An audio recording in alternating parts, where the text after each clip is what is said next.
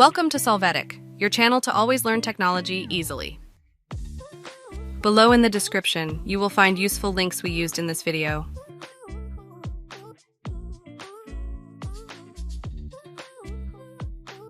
Today in Solvetic, we will see how to delete nickname on Facebook.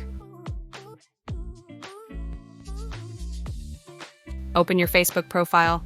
There, in the About tab, click on Details About You.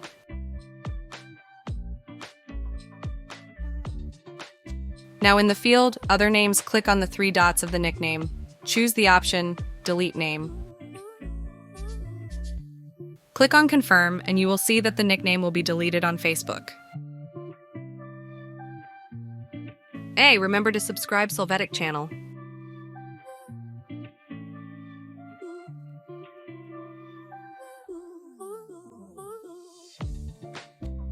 We hope it has been helpful for you.